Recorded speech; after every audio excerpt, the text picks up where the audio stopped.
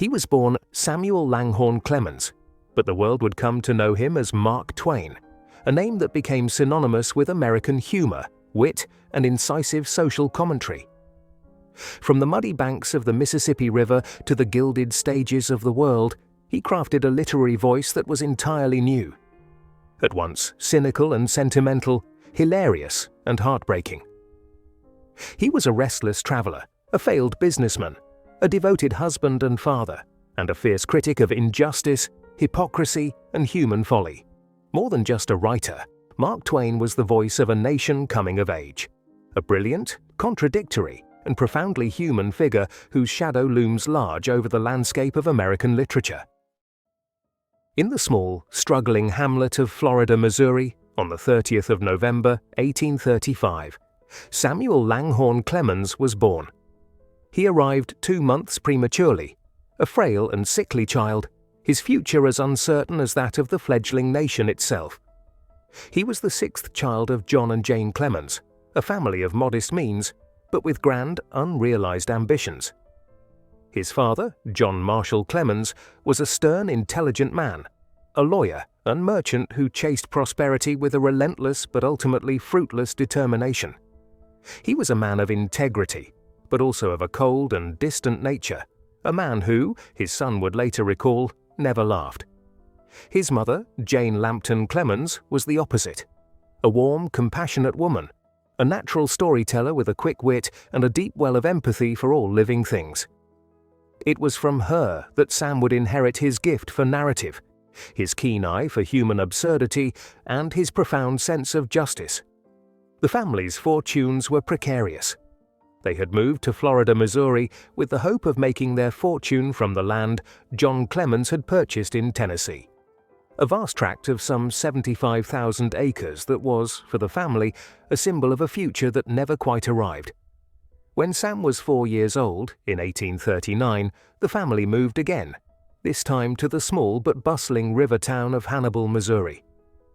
It was a move that would change the course of American literature. Hannibal, nestled on the western bank of the Mississippi River, was a frontier town, a place of constant motion, of arrivals and departures. It was a crossroads of commerce and culture, a place where the rough-hewn life of the West met the more established traditions of the East. For a young, impressionable boy, it was a world of endless fascination. The Mississippi River was the town's lifeblood, a vast flowing artery that brought the world to its doorstep. Steamboats, with their towering smokestacks and churning paddle wheels, were the kings of this world. Magnificent floating palaces that carried passengers and cargo from St. Louis to New Orleans and all points in between. For young Sam Clemens, the river was a source of endless wonder, a place of adventure and escape. He spent his days exploring its banks, swimming in its waters, and dreaming of the day he would become a steamboatman himself, a master of this mighty, unpredictable force of nature. But Hannibal was not just a place of idyllic boyhood adventure, it was also a slave state. The institution of slavery was woven into the fabric of daily life. Sam's own father owned an enslaved person, and his uncle, John Qualls, owned a farm with a substantial enslaved population, where Sam spent many of his boyhood summers. It was on this farm that he heard the stories, the songs, and the spirituals of the enslaved people, a world of folklore and faith that would deeply influence his later writing. He saw the casual cruelty of slavery, the human cost of this brutal institution. He saw families torn apart, men and women treated as property. These early experiences would plant the seeds of a moral outrage that would blossom in his later work, most powerfully in Adventures of Huckleberry Finn. Death was also a constant presence in his childhood. Of the 7 Clemens children, only 4 would survive to adulthood. His sister Margaret died when he was 3, his brother Benjamin when he was 9.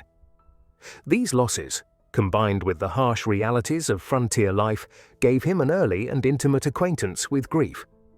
But the most significant death of his young life was that of his father. In 1847, when Sam was just 11 years old, John Clemens died of pneumonia. The loss was devastating, not just emotionally, but financially. the family was left in dire straits. The dream of the Tennessee land, the hope of a prosperous future, died with him.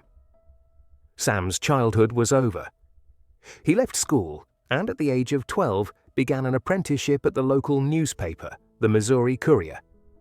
The boy from Hannibal, the dreamer on the banks of the Mississippi, was now a working man, his future unwritten, his destiny unknown. His father's frequent moves in search of a stable living cast a long shadow over Sam's early years, instilling in him a lifelong sense of financial insecurity and a deep-seated skepticism about the promise of easy wealth. The Clemens family was part of the first generation of American pioneers, people who had left the relative comfort of the East for the uncertainties of the frontier. They were people who lived on hope, on the belief that the next town, the next venture, would be the one that would finally lead to prosperity. This sense of restless movement, of a constant search for a better place, would become a central theme in Mark Twain's life and work. He was a man who was always on the move, always searching, always looking for the next big thing, the next great adventure. This restlessness was born in the dusty, unpaved streets of Florida and Hannibal, Missouri, in a family that was always one step ahead of the creditors, always one step behind the dream. The Missouri that Samuel Clemens was born into was a state of profound contradictions. Admitted to the Union in 1821 as part of the Missouri Compromise, it was a place where the cultures of the North, the South, and the burgeoning West collided. It was a slave state, but it was also a gateway to the frontier, a jumping-off point for the wagon trains and adventurers heading west. This duality was the air Sam Clemens breathed. He grew up in a society that espoused the ideals of American liberty while practicing the brutal reality of human bondage. This fundamental hypocrisy, witnessed daily in the streets of Hannibal, would become the great central theme of his life's work. He saw the casual cruelty of the slave auctions, the fear in the eyes of men and women who could be sold away from their families at a moment's notice. He heard the abolitionist arguments from travelers on the river and the fierce defenses of slavery from his own friends and neighbors. This moral confusion, this sense of a society at war with its own soul, was the fertile ground from which the character of Huckleberry Finn would eventually spring. The boy from Hannibal was learning in the most intimate and personal way about the great unresolved conflict at the heart of the American experiment. The world of antebellum Missouri was a world of stark contrasts, a place where the civilizing influence of the church and the schoolhouse stood in uneasy proximity to the brutal reality of the slave auction block. For a boy as sensitive and observant as Sam Clemens, this was a landscape of profound moral ambiguity. He played with enslaved children on his uncle's farm, hearing their stories and songs, and yet he was also a child of a slave-holding family, a beneficiary of the system that oppressed them. This intimate, everyday exposure to the peculiar institution created a deep and lasting conflict in his soul. He was not an abolitionist by birth or inclination. He was a product of his time and place. But the seeds of doubt, the nagging sense that something was profoundly wrong with the world he inhabited, were planted early. The laughter and the music of the slave quarters, the casual cruelty he witnessed in the town, the ever-present fear that hung in the air. All of these things were absorbed into his consciousness, and they would fester there for decades before finding their full and final expression in his work. The Mississippi River itself was a symbol of this duality. It was a highway of freedom and adventure, but it was also a conduit of human misery, the main artery for the domestic slave trade that shipped countless souls down the river to the brutal sugar and cotton plantations of the Deep South. The river was both a promise and a threat, a source of life and a current of death. This was the world that made Mark Twain, a world of light and shadow, of laughter and tears, of freedom and bondage. It was a world that he would spend the rest of his life trying to understand, to satirize, and ultimately to condemn. The Hannibal of Sam Clemens's youth was a town of spectacular violence and sudden death. Life was cheap on the frontier, and the boy was a witness to more than his share of horror. He saw a man shot down in the street in broad daylight. He saw a slave beaten to death with a piece of slag. He saw a tramp die in the local jail after being accidentally set on fire. These images of violence and death were burned into his memory, and they would surface again and again in his work, often in the most unexpected places. The idyllic world of Tom Sawyer is a world that is haunted by the spectre of death, a world where the graveyard is a place of both adventure and terror. This early exposure to the dark side of human nature gave Mark Twain a perspective on life that was both deeply pessimistic and profoundly compassionate. He was a man who knew the worst that people were capable of, but he also knew their capacity for courage, for loyalty, for love. He was a writer who could look into the heart of darkness and still find a reason to laugh. His father's relentless pursuit of fortune, a chase that always ended in failure, imprinted upon young Sam a deep-seated anxiety about money and status that would shadow him for his entire life. John Clemens was a man of discipline and intellect, a lawyer by trade, but he lacked the practical skills and perhaps the ruthless temperament necessary to succeed on the frontier. He moved his family from one town to another, from one failed venture to the next, always chasing the elusive promise of the Tennessee land, a vast 75,000-acre tract that he had bought for a pittance, but which would become a symbol of the family's perpetually deferred dreams. This inheritance of hope and disappointment, of grand ambition and grinding reality, became a central engine of Mark Twain's creative life. He was a man who both craved and despised wealth, who satirized the get-rich-quick schemes of the Gilded Age even as he enthusiastically pursued them himself. This internal conflict, this war between the idealist and the materialist, was born in the hardscrabble world of his Missouri childhood, a world where the line between prosperity and poverty was as thin and as unpredictable as a summer fog on the Mississippi.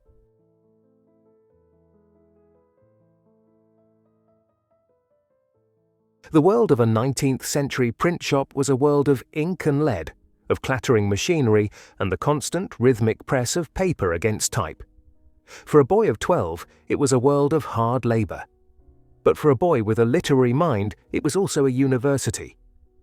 As a printer's apprentice, first for the Missouri Courier and later for his older brother Orion's own newspapers, Sam Clemens was immersed in the written word. His job was to set the type, to arrange the tiny metal letters into the columns of news, editorials, and advertisements that made up the daily life of the town. It was painstaking work, but it was also an education. He read everything that came across his desk.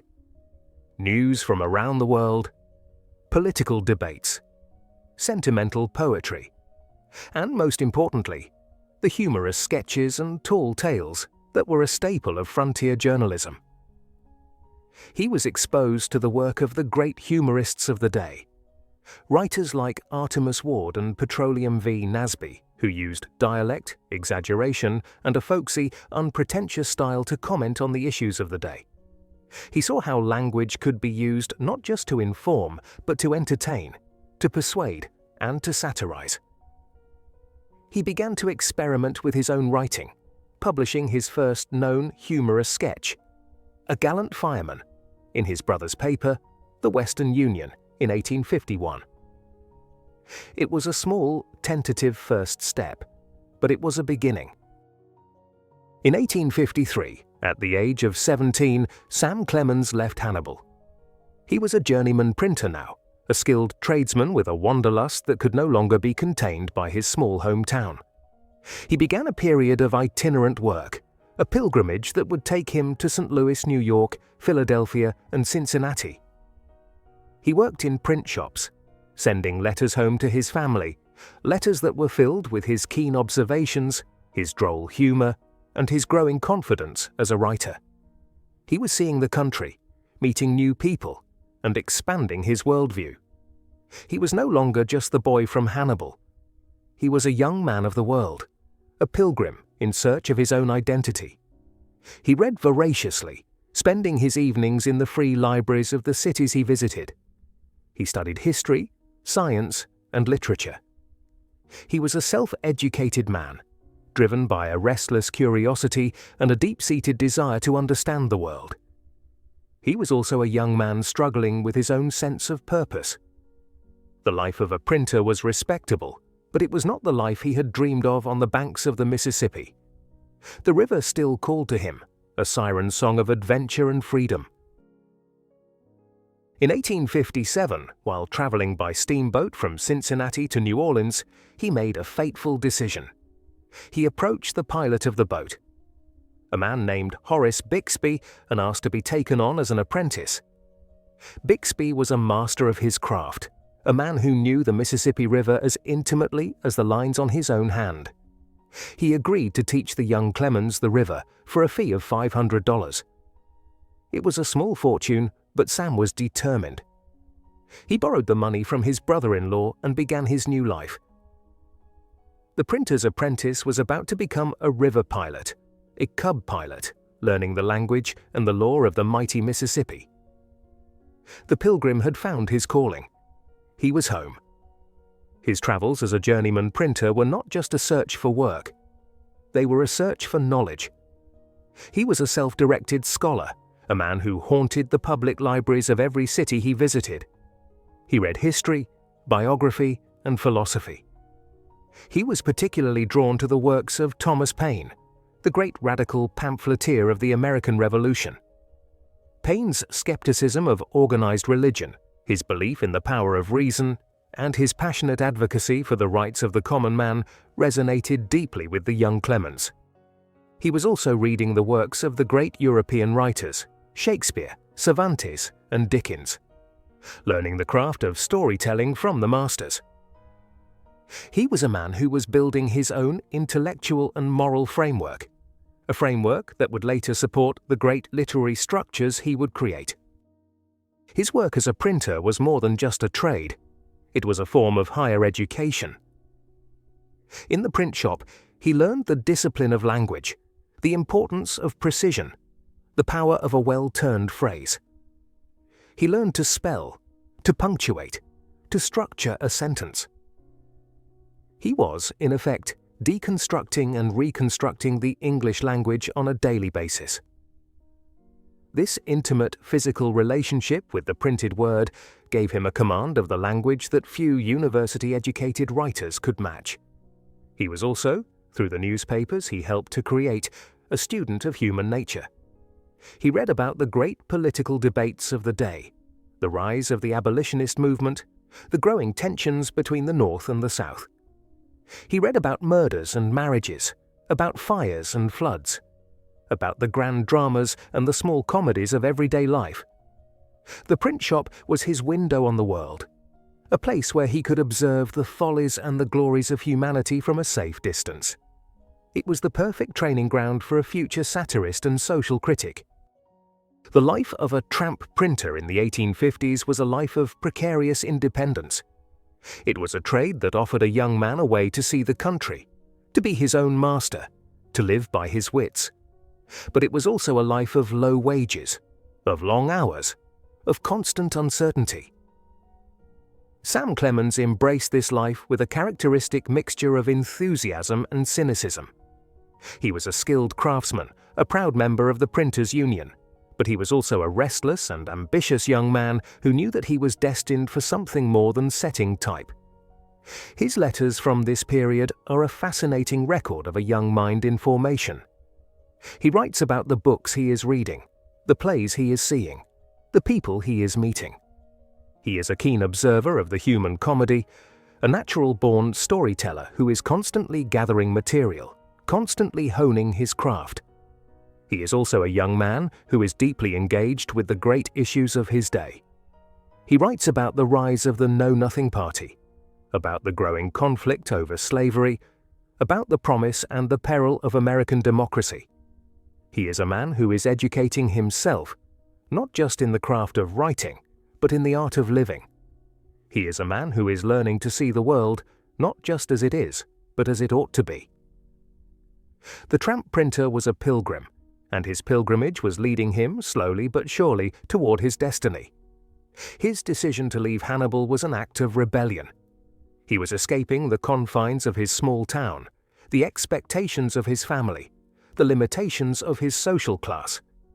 He was a young man in search of a larger world, a world of ideas, of adventure, of possibility. His travels as a tramp printer were a form of self-invention, a way of creating a new identity for himself, an identity that was not defined by his past. He was a man who was shedding his skin, who was becoming someone new. This theme of escape, of reinvention, of the search for a new life, would become a central preoccupation of his work. From Huckleberry Finn, lighting out for the territory, to the Connecticut Yankee traveling back in time, his characters are often people who are on the run, people who are trying to escape the constraints of their own lives. Mark Twain was a writer who understood the deep, abiding American dream of a second chance, of a new beginning. To be a steamboat pilot on the Mississippi River in the 1850s was to be a king. The pilot was the absolute master of the vessel, a man of immense skill, knowledge, and authority. He was a navigator, a cartographer, and a meteorologist, a man who had to know the river in all its moods, in all its seasons. He had to know every bend, every snag, every sandbar, every landmark. He had to read the surface of the water, to understand the language of the currents, the meaning of a ripple, a boil, a subtle change in color. It was a profession that required a prodigious memory, an unwavering nerve, and a deep, intuitive understanding of the river's ever-changing nature. For 2.5 years, under the tutelage of Horace Bixby, Sam Clemens learned the river. It was the most rigorous and demanding education of his life. He had to learn the river by heart, to memorize its 1,200 miles from St. Louis to New Orleans, to know it in the dark as well as in the light. He filled notebooks with his observations, with detailed maps and charts of the river's course. He learned the names of the towns and the landings, the islands and the points. He learned the language of the rivermen, the colorful, profane and poetic slang of the pilots and the deckhands. He learned the stories of the river, the tales of floods and fires, of races and wrecks, of gamblers and preachers, of heroes and villains. In 1859, at the age of 23, he was granted his pilot's license. He had achieved his boyhood dream. He was a river king, a man of status and substance, earning a handsome salary and the respect of all who traveled the river. He loved the life. He loved the freedom, the responsibility, the camaraderie of the pilot house. He loved the ever-changing panorama of the river, the beauty of its sunrises and sunsets, the mystery of its fogs and storms. He had found his place in the world, a place where he was not the awkward, alienated boy from Hannibal, but a confident, capable man, a master of his craft. It was during this time that he began to see the world through the eyes of a writer. The river was a microcosm of American society, a floating world of diverse characters and competing ambitions. He saw the wealthy planters and the poor immigrants, the gamblers and the hustlers, the families heading west and the enslaved people being shipped south. He saw the comedy and the tragedy of human life played out on the decks of the steamboats. He was gathering the material that would one day become Life on the Mississippi and Adventures of Huckleberry Finn. But this idyllic life was not to last. In the spring of 1861, the nation that the river had once united was tearing itself apart. The Civil War had begun. The steamboats stopped running. The river, once a highway of commerce, was now a battleground. Sam Clemens's career as a steamboat pilot was over. He had lost the profession he loved, the only one, he would later say, that he had ever truly mastered. The River King was dethroned. He was once again a man without a purpose, a man adrift in a world at war. He returned to Missouri and, for a brief, inglorious 2 weeks, joined a ragtag Confederate militia, the Marion Rangers. It was a farcical, disorganized affair, a group of young men playing at being soldiers. They never saw any real action, and Sam soon deserted, his enthusiasm for the Confederate cause quickly waning. The war, he realized, was not a romantic adventure, but a brutal and bloody conflict. He wanted no part of it. His brother, Orion, had been appointed Secretary of the Nevada Territory, and he offered Sam a job as his private secretary. It was a chance to escape the war, to go west, to start over. In the summer of 1861, Sam Clemens boarded a stagecoach and headed for the vast, unknown territory of Nevada. The river was behind him. The desert lay ahead. The life of a steamboat pilot was a life of constant danger. The river was a treacherous and unpredictable force, a place of sudden fogs, of hidden snags, of catastrophic boiler explosions. The pilot had to be a man of unwavering courage, a man who could remain calm in the face of disaster. This sense of danger, of the fragility of life, of the thin line between comedy and tragedy, would become a central element in Mark Twain's worldview. He saw firsthand the power of nature to destroy, the power of human error to lead to catastrophe. He also saw the heroism of the rivermen, their courage and their skill in the face of overwhelming odds. This experience gave his writing a depth and a realism that set it apart from the more genteel literature of the time. He was a writer who had looked into the abyss, who had seen the darkness, and who had come back to tell the tale. The death of his younger brother, Henry, in a steamboat explosion in 1858, was the great trauma of Sam Clemens's young life. Henry, whom Sam had secured a position on the steamboat Pennsylvania, was badly scalded in the accident and died a week later in agony. Sam was consumed by guilt. He had had a premonition of Henry's death in a dream weeks before, and he felt responsible for his brother's fate. He had encouraged Henry to take the job, and he had been on a different boat when the explosion occurred. The grief and the guilt would haunt him for the rest of his life. He would write about the incident years later, in Life on the Mississippi, with a raw and painful honesty. The death of Henry was a brutal lesson in the fragility of life, in the arbitrary cruelty of fate. It was a loss that stripped away the romance of the river and revealed the darkness that lay beneath its glittering surface. The River King had learned that even a king is powerless in the face of death.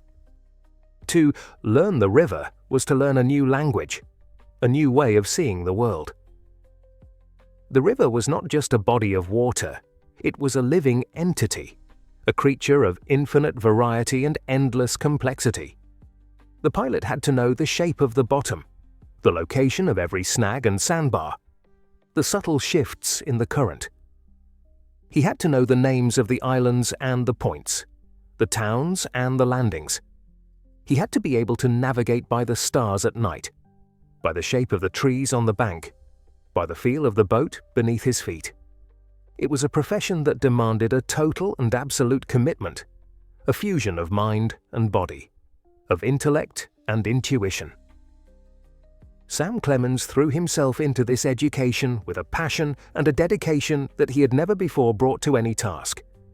He was a man who had finally found his purpose, his calling. The river was his Harvard and his Yale, the pilot house his classroom. The lessons he learned on the river were not just about navigation, they were about life. He learned about courage and cowardice, about loyalty and betrayal, about the power of nature and the weakness of man. He learned about the human heart, in all its glory and all its folly. He was a man who was being remade by the river, a man who was being forged into the writer he was meant to be. The Mississippi River was a world of men. It was a world of hard work, of hard drinking, of hard living. It was a world where a man was judged not by his family or his education, but by his skill, his courage, his character. For Sam Clemens, a man who had always felt like an outsider, a man who had always been a little too sensitive, a little too soft for the rough and tumble world of the frontier, the pilot house was a sanctuary. It was a place where he was in command, where he was respected, where he belonged. The camaraderie of the rivermen, their shared language, their shared values, their shared dangers, gave him a sense of belonging that he had never known before. He was a member of a brotherhood, a fraternity of men who had mastered the most demanding and most respected profession on the river. This experience gave him a deep and abiding respect for the dignity of labor, for the value of skill, for the importance of community. It was a lesson that he would never forget. The Nevada Territory in the 1860s was a raw, wild, and unforgiving land. It was a place of vast deserts and towering mountains, of scorching heat and bitter cold.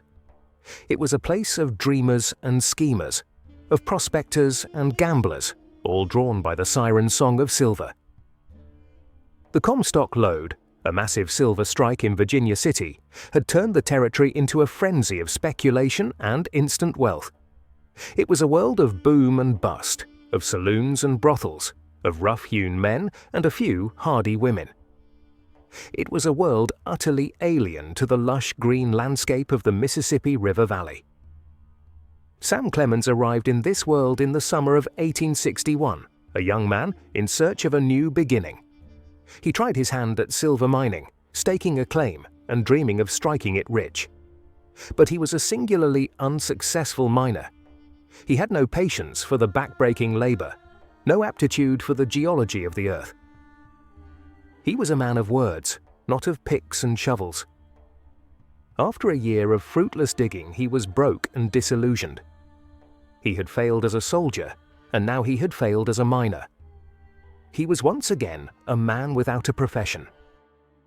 In 1862, he was offered a job as a reporter for the Territorial Enterprise, the leading newspaper in Virginia City. It was a return to the world he knew, the world of print and journalism.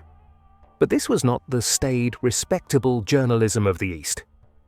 This was frontier journalism, a wild and woolly world of hoaxes, tall tales, and personal invective. The reporters were expected to be entertainers as well as informants, to fill their columns with humor, satire, and outrageous fabrications. It was a style of journalism that was perfectly suited to Sam Clemens's talents. He began to write sketches and stories under a variety of pen names, but it was in 1863 that he first signed his work with the name that would make him famous, Mark Twain. It was a riverman's term, a call from the leadsman on a steamboat, signifying 2 fathoms, or 12 feet, a depth of water safe for navigation. It was a name that connected him to his past, to the river he had loved and lost. But it was also a name that gave him a new identity, a new voice. Samuel Clemens was the man, the private individual. Mark Twain was the persona, the public performer, the humorist, the storyteller. As Mark Twain, he was liberated. He could write with a freedom and a boldness that he had never allowed himself as Samuel Clemens. He wrote about the absurdities of life in Virginia City, about the corrupt politicians, the pompous officials, the gullible miners. He wrote tall tales and satirical hoaxes, stories that were so outrageous that they could only be true in a world as crazy as the Nevada Territory. He was developing a new style of humor, a humor that was distinctly American, a humor that was based on exaggeration, on a deadpan delivery, on a deep-seated skepticism of authority and pretension. He was becoming a local celebrity, a man known for his wit and his irreverence. But he was also a man who was still struggling with his own demons. He drank heavily, he gambled, he got into feuds with rival journalists. In 1864, after a particularly nasty dispute that almost ended in a duel, he left Virginia City and moved to San Francisco. He continued to work as a journalist, but he was restless, unhappy, and still searching for his true calling. He was not yet the great writer he would become, but the foundations had been laid. The voice had been found. The man who was Samuel Clemens was slowly, painfully, giving birth to the legend that would be Mark Twain. The creation of the Mark Twain persona was a conscious act of artistic invention. Samuel Clemens was a shy, sensitive, and often melancholy man. Mark Twain was a bold, irreverent, and hilariously funny performer. The pen name was a mask, a shield that allowed Clemens to speak truths that he would not have dared to utter in his own voice. It was a way of creating a distance between the man and the work, of protecting his private self from the glare of public scrutiny. But the mask was also a kind of liberation. As Mark Twain, he could be anyone he wanted to be: a philosopher, a fool, a prophet, a liar. He could adopt different voices, different perspectives, different attitudes. He was a master of the art of performance, a literary chameleon who could change his colors to suit his purpose. The name Mark Twain was more than just a pseudonym. It was a declaration of independence, a statement of artistic freedom. Virginia City was a caricature of the American dream. It was a place where fortunes were made and lost in a single day, where a man could be a pauper in the morning and a millionaire by nightfall. The society was almost entirely male, a rough and tumble world of miners, gamblers, and prostitutes. There was no law, no order, no social structure. It was a world of pure, unadulterated capitalism, a world where the only god was silver. Mark Twain's journalism from this period is a brilliant, satirical chronicle of this madness. He wrote about the Washoe Zephyr, a fictional wind so powerful it could blow the whiskers off a cat. He wrote about a petrified man, a hoax that was so convincing it was picked up by newspapers around the world. He was using humor to expose the greed, the gullibility, and the sheer absurdity of the world around him. He was learning that the best way to tell the truth was to tell a lie, that the most effective social criticism was the kind that made people laugh. Mark Twain's humor was a weapon. He used it to attack the powerful, to expose the corrupt, to comfort the afflicted. He was a writer who took sides, a writer who was not afraid to make enemies. In Nevada, he took on the corrupt politicians, the greedy mine owners, the pompous judges. He used his wit to deflate their egos, to expose their hypocrisy, to hold them up to public ridicule. His journalism was a form of guerrilla warfare, a series of hit-and-run attacks on the forces of stupidity and injustice. He was a man who was fighting for the little guy, for the common man, for the underdog. He was a writer who was giving a voice to the voiceless. But his humor was not just a weapon, it was also a shield. It was a way of protecting himself from the pain and the absurdity of the world. It was a way of keeping his own despair at bay. He was a man who had seen the darkness, who had looked into the abyss, and who had come back with a joke. The laughter was a form of courage, a way of staring into the void and refusing to blink.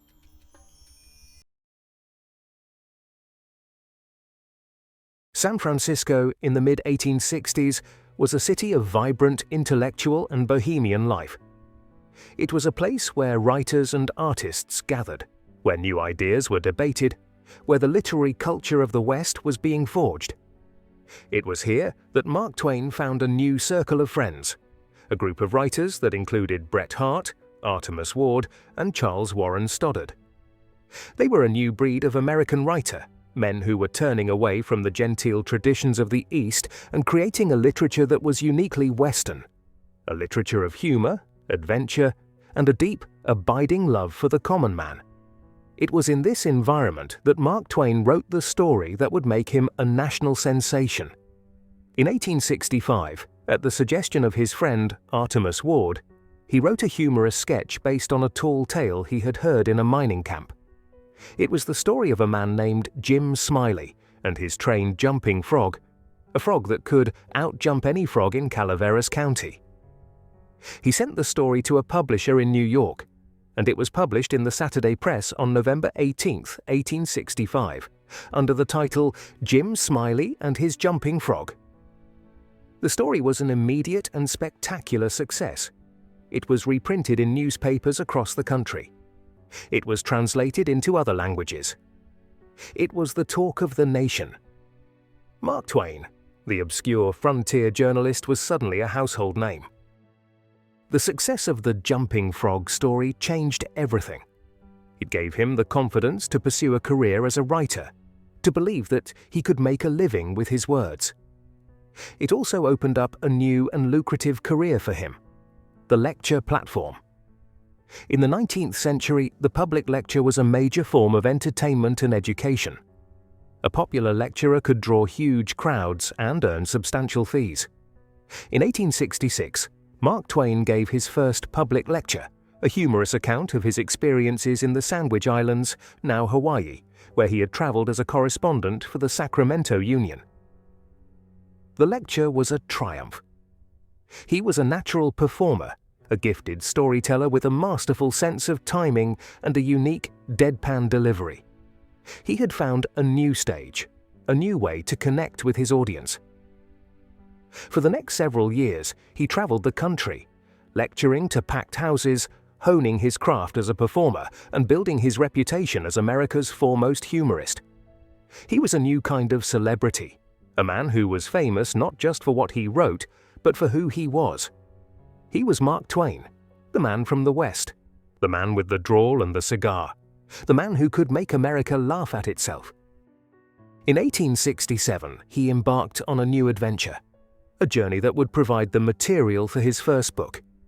He joined a group of American tourists on a steamship excursion to Europe and the Holy Land. It was a pleasure cruise, a new and distinctly American form of travel. He was a correspondent for the Alta California newspaper, and his letters from the trip were filled with his irreverent, satirical observations on the Old World. He was the quintessential American innocent abroad, a man who refused to be impressed by the ancient monuments and the hallowed traditions of Europe. He saw the world not through the lens of history, but through the clear, unblinking eye of a man from the American West. He was a new kind of travel writer, a writer who was more interested in the human comedy than in the historical scenery. The journey was a turning point. It was the end of his apprenticeship. He was no longer just a journalist, a humorist, a lecturer. He was a writer, an author, a man with a book to write. The lecture platform was the perfect stage for Mark Twain's unique talents. He was a born performer, a man who knew how to work a crowd, how to build a story, how to deliver a punchline. His lectures were not dry, academic affairs. They were theatrical events, a form of popular entertainment that was part stand-up comedy, part sermon, part political rally. He would wander onto the stage, looking slightly disheveled, and begin to speak in his slow, deliberate drawl. He would tell stories, he would make observations, he would poke fun at the absurdities of modern life. He was a master of the pause, of the pregnant silence, of the sudden, unexpected turn of phrase. He was a man who was in complete control of his audience, a man who could make them laugh, make them think, and sometimes make them cry. The lecture circuit was a crucial part of his artistic development. It was where he learned to hone his voice, to perfect his timing, to understand the power of the spoken word. His journey to the Sandwich Islands was a pivotal experience. It was his first encounter with a non-Western culture, his first glimpse of the impact of American imperialism. He saw the beauty of the islands and the richness of the native culture, but he also saw the destructive influence of the American missionaries and businessmen who were transforming the islands into a commercial enterprise. He wrote about the experience with a mixture of humor and outrage, a combination that would become his trademark. He was beginning to see that America was not just a nation, but an empire, and that the same forces of greed and hypocrisy that he had satirized in Nevada were now at work on a global scale. The innocent abroad was losing his innocence, and a new, more critical, and more political consciousness was beginning to emerge in his writing. His success on the lecture platform was a revelation. He discovered that he had a gift for performance, a natural charisma that allowed him to connect with an audience in a deep and personal way. He was not just a writer, he was a personality, a celebrity, a star. He was a man who could command the attention of a room, who could hold an audience spellbound with the power of his voice. This experience had a profound impact on his writing. He began to write in a more conversational, more performative style. He began to think of his readers as an audience, as a group of people that he had to entertain, to persuade, to move. He was a writer who was always aware of the sound of his own voice, of the rhythm and the cadence of his prose. he was a writer who was writing for the ear as well as for the eye. The lecture platform was his laboratory, a place where he could test his material, where he could learn what worked and what didn't. It was a crucial part of his artistic education, a place where he learned to be not just a writer, but a storyteller. Upon his return from Europe, Mark Twain was a man transformed. He had a new sense of purpose, a new level of ambition.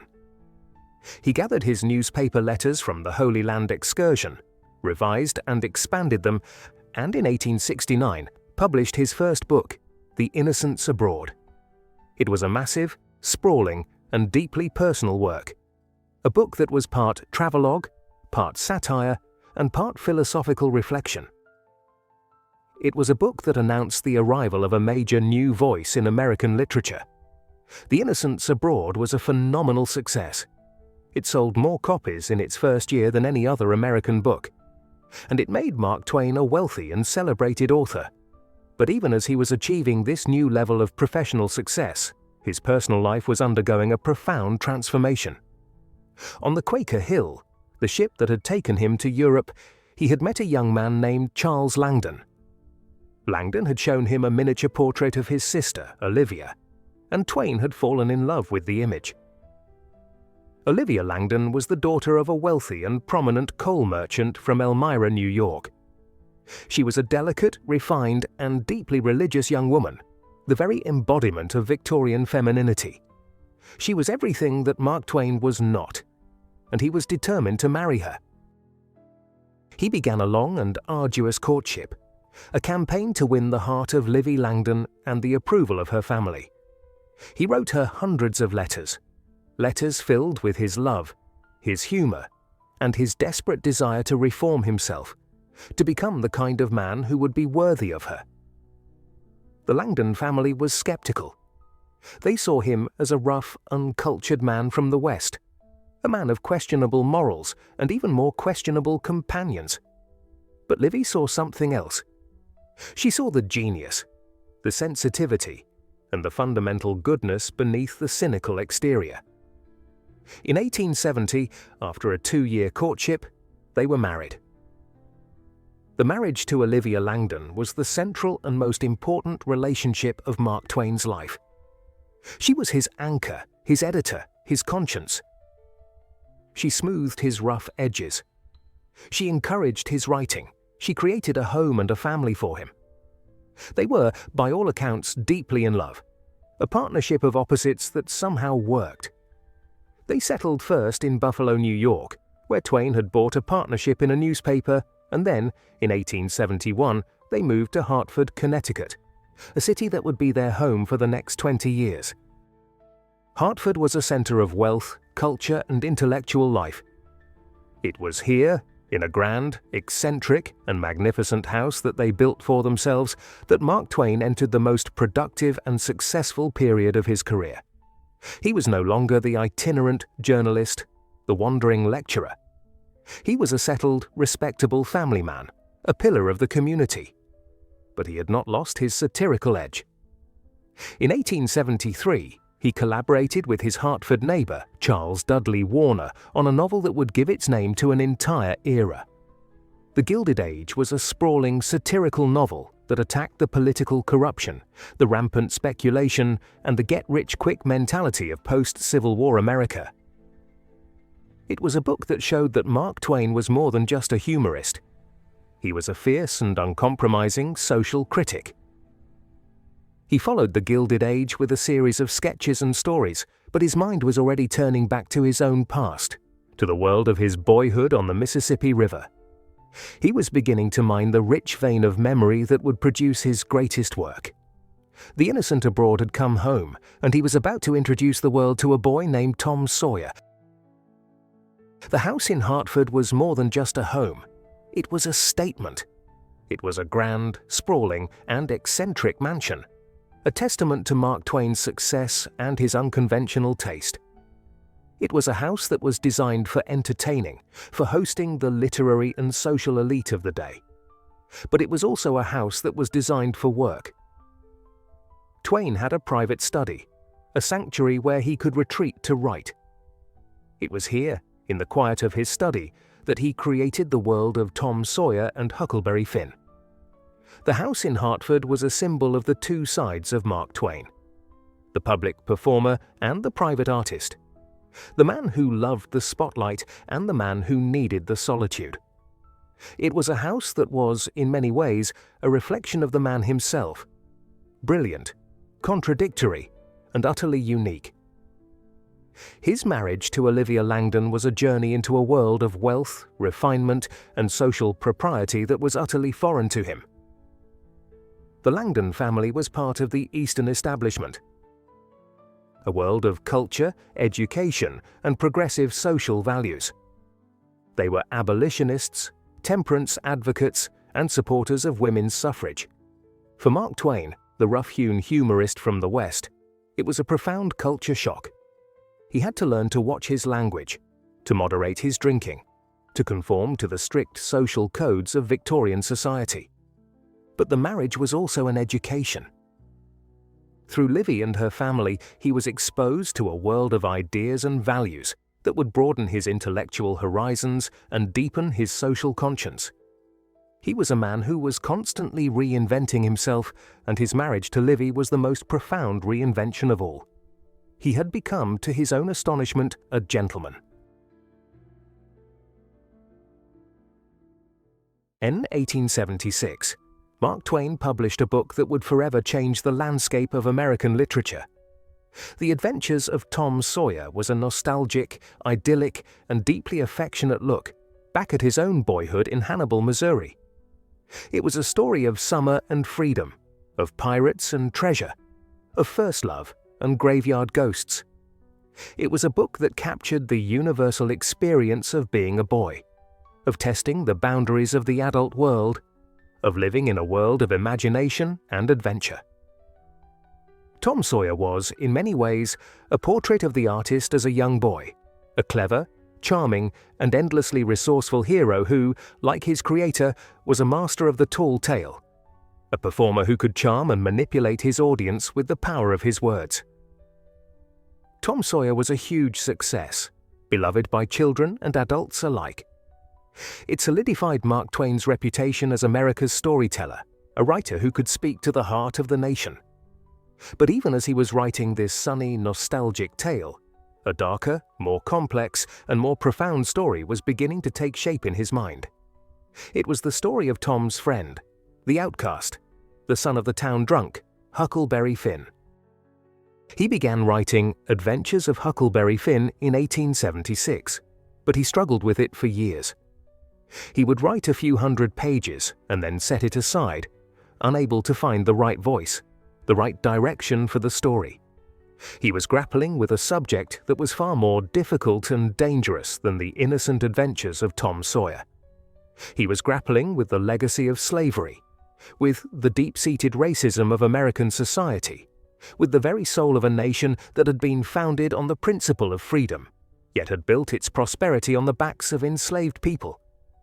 In the character of Huckleberry Finn, Mark Twain created one of the most enduring and important figures in all of literature. Huck is a boy who is an outcast, a rebel, a liar. He is a product of a corrupt and hypocritical society that teaches him that slavery is right, that black people are not fully human. But Huck has a sound heart, a natural sense of justice that is at war with his deformed conscience. His journey down the Mississippi River on a raft with the runaway slave Jim is a journey of moral awakening. It is a journey away from the civilization that has tried to crush his spirit, and toward a deeper, more profound understanding of what it means to be human. Published in 1884, Adventures of Huckleberry Finn is Mark Twain's masterpiece, a book that is at once a thrilling adventure story, a brilliant social satire, and a profound meditation on race, freedom, and the nature of morality. It is a book that has been both celebrated and condemned, a book that continues to challenge and provoke readers to this day. It is the book where Mark Twain found his true voice, the voice of the American vernacular, the voice of the common man, the voice of a nation still struggling with its own original sin. In the years that followed the publication of Huckleberry Finn, Mark Twain continued to produce a steady stream of work, He wrote The Prince and the Pauper, a historical novel for children that explored the themes of social class and identity. He wrote A Connecticut Yankee in King Arthur's Court, and a satirical novel that used the framework of a time travel story to critique the injustices of both feudal Europe and 19th century America. It was a book that showed his growing disillusionment with the idea of progress, his fear that technology without morality would lead not to enlightenment, but to a new and more terrible form of barbarism. The humorist was becoming a prophet, a man who saw the darkness lurking beneath the glittering surface of the Gilded Age. A Connecticut Yankee in King Arthur's Court is one of Mark Twain's most complex and misunderstood works. On the surface, it is a comic novel, a burlesque of the romantic ideals of chivalry and honor. But beneath the humor, it is a dark and deeply pessimistic book. The hero, Hank Morgan, is a practical, resourceful, and thoroughly modern man who tries to bring the benefits of 19th century technology and democracy to 6th century England. But his efforts end in disaster. The novel culminates in a horrific battle, a vision of technological warfare that is chillingly prophetic. The book is a powerful critique of the idea of progress, a warning that technology without wisdom, power without compassion, can lead to a new and more terrible form of savagery. It is a book that reflects Mark Twain's growing disillusionment with the Gilded Age, his fear that the promise of America was being betrayed by greed, corruption, and a blind faith in the power of the machine. The controversy over Huckleberry Finn began almost as soon as the book was published. It was banned by libraries, condemned by critics, denounced from the pulpit.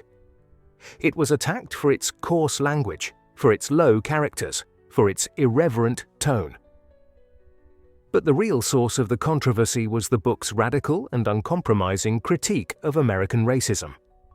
The book was a frontal assault on the institution of slavery and the culture of white supremacy that supported it. It was a book that dared to suggest that a black man could be a hero, that a white boy could find his salvation in his friendship with a runaway slave. This was a message that many white Americans in the 1880s were not ready to hear. The book was a scandal, a provocation, a moral outrage. But it was also a work of genius, a book that would change the course of American literature. It was a book that was ahead of its time, a book that is still, in many ways, ahead of our own. The genius of Huckleberry Finn is in its voice. The novel is told in the first person by Huck himself, in his own ungrammatical, unpretentious, and utterly convincing dialect. This was a revolutionary act. Before Huckleberry Finn, serious American literature was written in a formal, literary English, a language that was far removed from the way that ordinary people actually spoke. Mark Twain was the first major American writer to use the vernacular, the language of the common man, as the vehicle for a great work of art. He was a writer who was listening to the voices of America, to the rich and varied dialects of the rivermen, the slaves, the farmers, the preachers. He was a writer who understood that the true poetry of America was not in the libraries and the universities, but in the mouths of its people. He was a writer who was creating a new American language, a language that was as raw, as vital, and as democratic as the nation itself.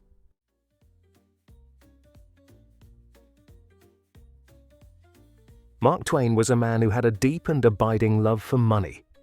He loved the things that money could buy: the grand house in Hartford, the lavish parties, the trips to Europe. But more than that, he loved the idea of money, the thrill of the investment, the dream of the get-rich-quick scheme. He was a product of the Gilded Age, an era of rampant speculation and technological innovation, and he was convinced that he could use his intellect and his fame to make a fortune. He was, in this respect, a true son of his father, a man who chased prosperity with a relentless and ultimately disastrous determination. He invested in a dizzying array of new inventions and business ventures. He poured money into a new kind of steam engine, a new method of engraving, a new board game. He invested in a patent for a self-pasting scrapbook, an invention that actually made him a considerable amount of money. But his greatest and most ruinous investment was in a new typesetting machine, the Page Compositor. It was a magnificent, intricate, and impossibly complex piece of machinery, a mechanical marvel that was designed to revolutionize the printing industry. Twain was mesmerized by it. He saw it as a work of genius, a machine with a human brain. He poured hundreds of thousands of dollars into its development, convinced that it would make him a millionaire many times over. At the same time, he was also running his own publishing company, Charles L. Webster and Company. The company had a huge initial success with the publication of the memoirs of Ulysses S. Grant, a book that earned a fortune for Grant's widow and for the company. But this early success was followed by a series of failures. The company published a number of books that sold poorly, and it was plagued by mismanagement and Twain's own lack of business acumen. He was a brilliant writer, but he was a terrible businessman. By the early 1890s, Mark Twain was in deep financial trouble. The publishing company was failing, and the Page Compositor, after years of development and endless infusions of cash, was still not ready for the market. And even if it had been, it was already being made obsolete by a newer, simpler, and cheaper machine, the linotype. The money chase was over.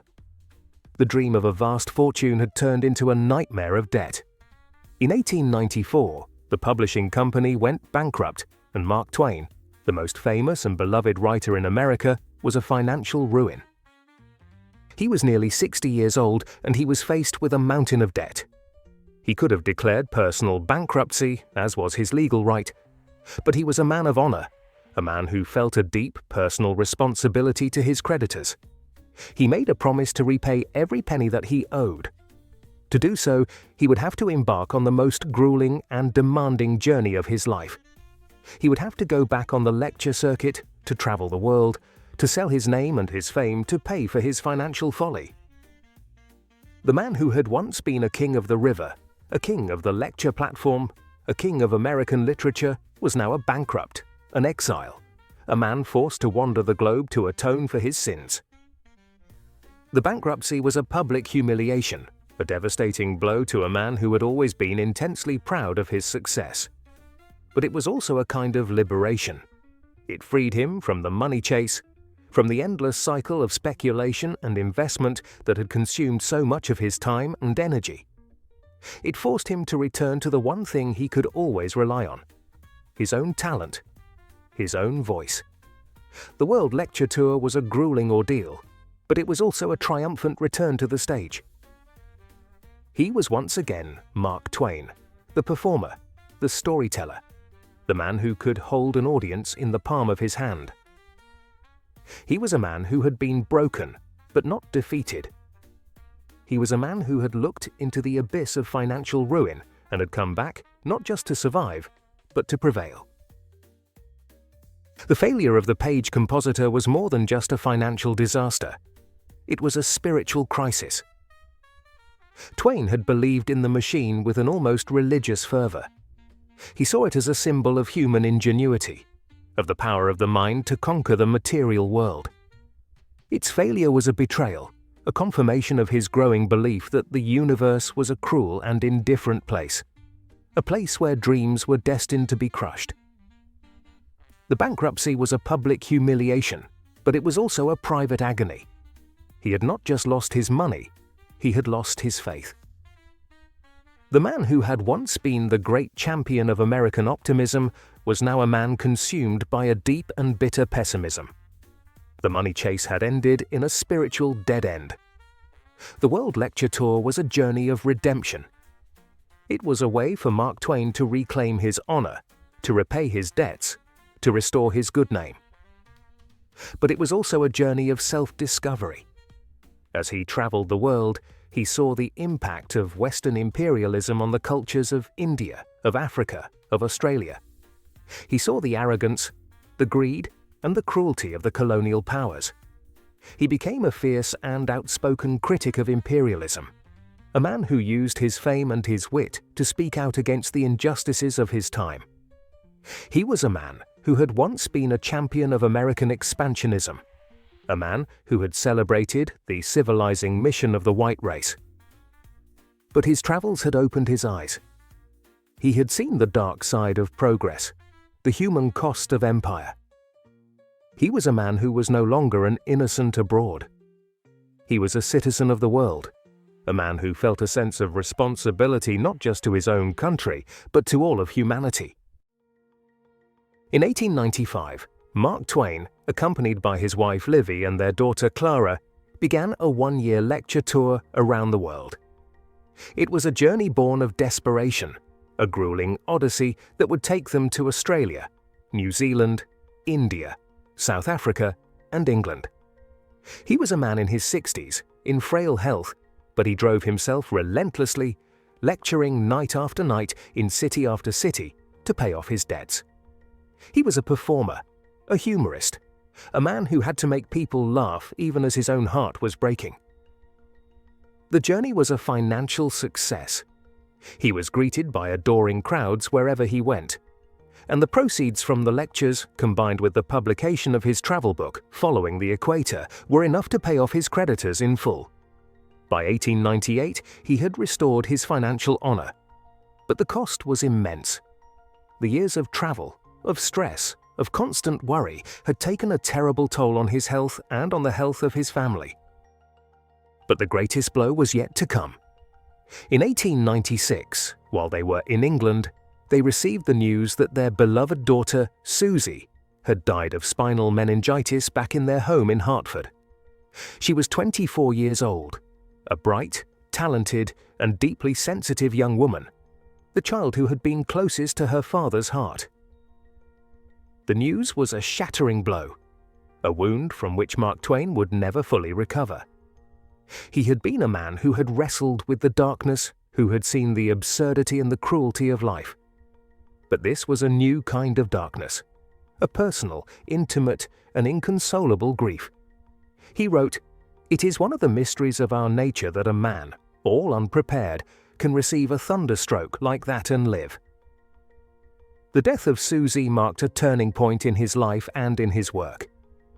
The humorist was eclipsed by the mourner. The satirist was replaced by the philosopher of despair. He began to write darker, more pessimistic works, stories and essays that questioned the very nature of God, of justice, of human existence. He wrote The Man That Corrupted Hadleyburg, a cynical tale of human greed and hypocrisy. He wrote What is Man? A philosophical dialogue that argued that man is nothing more than a machine, a creature of circumstance with no free will, no moral sense. He was a man who had lost his faith, not just in God, but in humanity itself. The family never returned to the house in Hartford, the house that was filled with the ghost of Susie. They lived in Europe for several years, a family of wandering exiles, bound together by their shared grief. Livy's health, always delicate, began to fail. She suffered from a heart condition, and the years of stress and sorrow had weakened her beyond repair. In 1903, they moved to a villa in Florence, Italy, in the hope that the climate would restore her health. But it was too late. In June of 1904, Olivia Langdon Clemens, the love of his life, his editor, his anchor, his everything, died. He was now utterly alone, completely alone. The death of Susie was the great tragedy of Mark Twain's life. She was his favorite child, the one who understood him best, the one who shared his literary sensibilities. Her death was a wound that never healed, a grief that would haunt him for the rest of his days. It was a loss that confirmed his darkest fears about the nature of existence, about the cruelty and the indifference of the universe. He had always been a man who had a dark side, a man who was prone to bouts of depression and despair.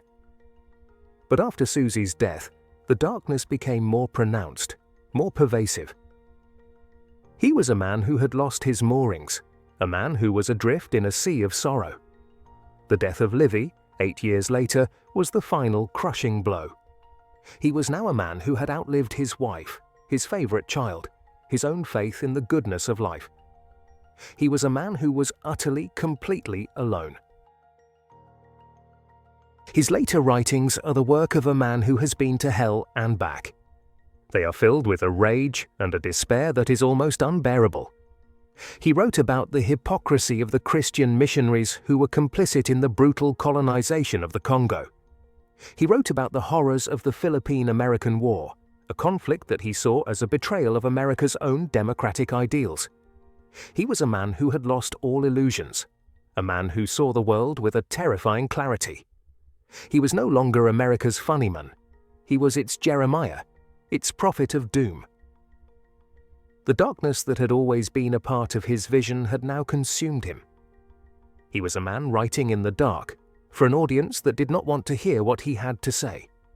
The death of his daughter Jean on Christmas Eve of 1909 was the final act in a long and terrible tragedy. He had now outlived 3 of his 4 children, his wife, and most of his closest friends.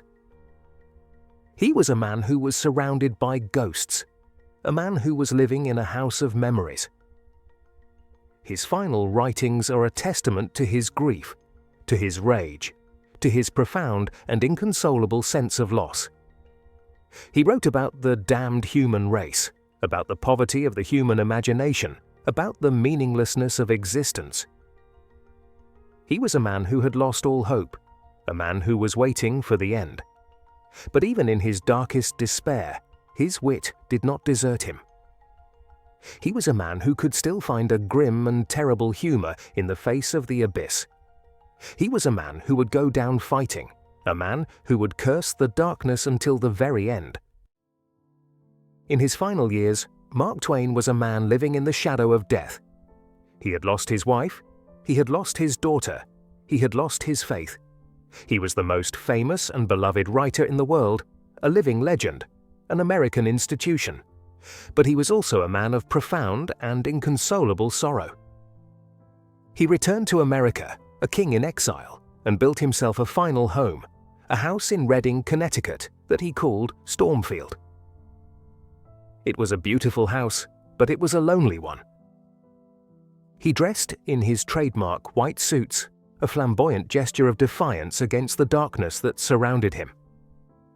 He was a man who had always been a performer, and he played the part of the grand old man of letters with a kind of weary grace. He received visitors, he gave interviews, he wrote letters.